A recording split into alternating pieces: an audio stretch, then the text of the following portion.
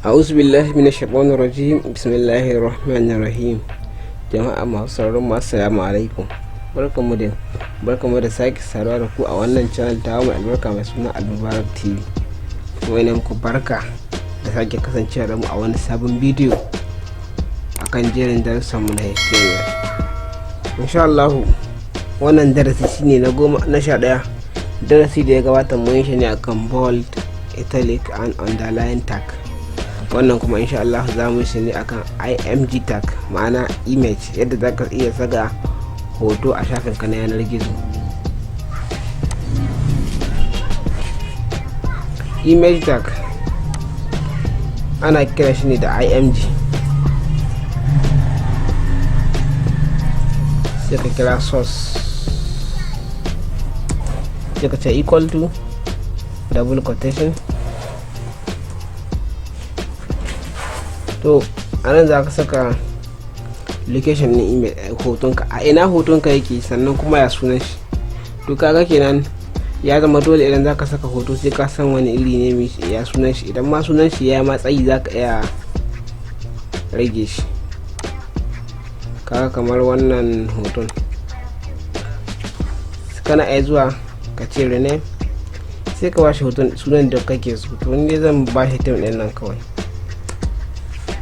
Bari mu ɗauki sunan shi tim, wannan hoton tim bana sai na bar shi a tim. To kun ga tim, type of file jpg, file ɗin hoton mu jpg ne.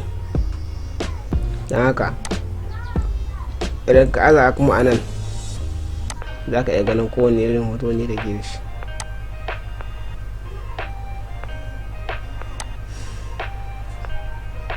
To bari dai mu je mu fara aikin mu. Sai mu ce team, duk sunan da ka ba hoton ka dot jpg, sai mu save. Kun ga alamun hoto ne ya fito, amma kuma hoton bai fito ba. Me yasa? Mun saka alamar hoton, mun faɗi sunan hoton da kuma wani irin file ka dauke da shi, ya nuna muna alamun hoto amma kuma hoton bai fito ba. Saboda haka mu yana da buƙatar mu ɗauko wannan hoton mu kawo shi kuma kusa ga program ɗin mu. Sai mu zo mu paste ɗin shi anan, ga program ɗin mu ga hoton mu. Idan muka shiga browser muka refresh, kun ga hoto ya hau. To amma akwai hanyoyi da ake amfani da su. Yanzu kamar wannan hoton sai yanzu in bari in ga sabuwar folder, sai in bata image, images, sai in ɗauko wannan hoto in saka shi a ciki. Sai yanzu in yi refresh, kun ga hoton ya ɓace saboda hoton yana cikin image. Sannan kawai mun ce team.jpg, saboda haka za mu zo anan sai mu kira images, location ɗin da hoton mai kenan, sai mu saka slash, sai mu save, mu zo mu refresh.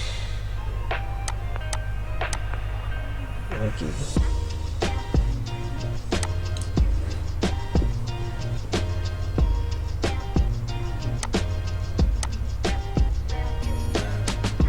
Kun gani wannan gap, wannan dan space din, idan ka ba da shi kai save, hotonka ba zai bayyana ba. Sai ka zo ka goge wannan space din, sai kai save. Ka gan shi, mun ce hoton, mun gaya mata cewa hoton mu yana cikin images. Sai ka saka wannan slash, sai ka kira sunan hotonka, sai ka faɗi sunan file din hotonka. Sunan hoton mutum dot jpg shine file din da ke dauke da shi. To kuma yanzu wannan sai mu goge shi, sai mu zo mu refresh. kaga ta lalabo ta ji hoton baya cikin images tare sa inda yake, to za ka iya zuwa a wannan wajen sai ka goge waɗannan,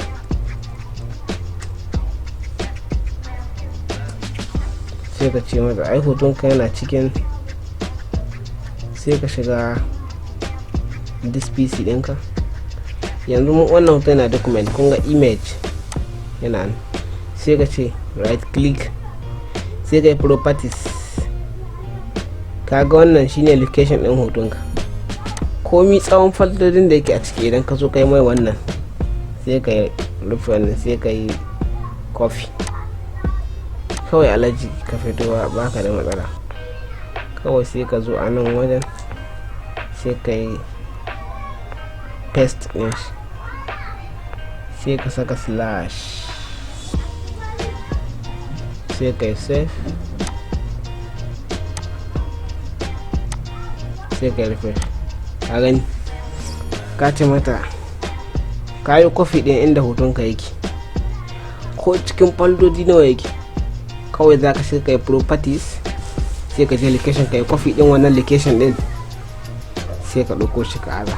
To shi idan na aza wannan shikenan? A ba shikenan ba, kana buƙatar abubuwa da kana buƙatar aika ba hotonka faɗi da tsawo yadda kake so. Kawai za ka zo sai ka kira width,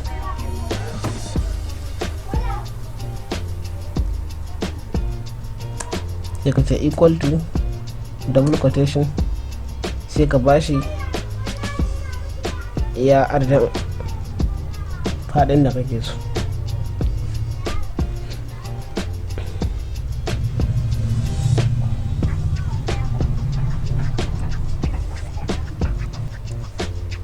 Sai ka bashi tsawon da kake, faɗin da kake so. Kamar yanzu in ce ina son in bashi faɗi 400,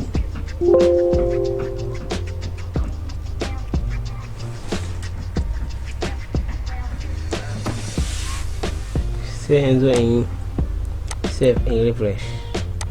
Ka gani faɗin shi ya zo 400, ka ga da yi. To sai in ce ina so in bashi tsayi, sai ka kira head, sai ka ce equal to double quotation, sai ka bashi faɗi tsawon da kake so. Sai in ce ina so in bashi 500, sai in yi save, sai in yi save. Ka gani. To bari mu kamar rage mai, in ce ina so in bashi 200, in save, sai yanzu in yi refresh. Ka gani saboda tsayin shi 200, faɗin shi 400, ka ga da ya kuma. To bari in mayar da wannan 300 shi ma, sai yanzu in yi save in yi refresh. Ka gani. To sai kuma title,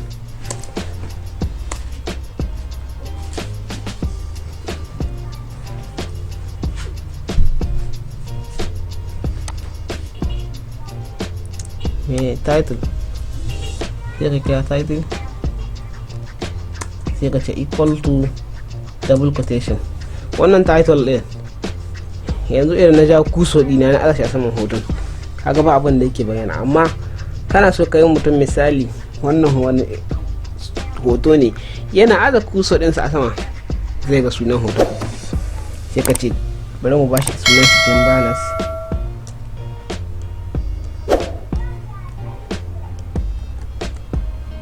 sai mu save, sai mu refresh. Ka gani ga timbanas na yana hitowa a tare da kuso dina timbanas. Sai kuma alternate, sai ka kira alt, sai ka ce equal to double quotation, sai ka ba wannan alt. Shi kuma suna ne wanda idan mutum ya satin a google za a bayyana mai da wannan hoton. sai ka ce bari mu bashi hoton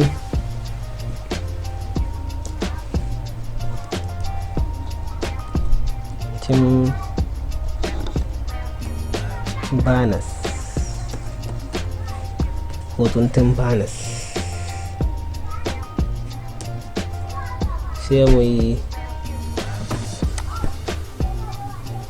save, sai mu refresh.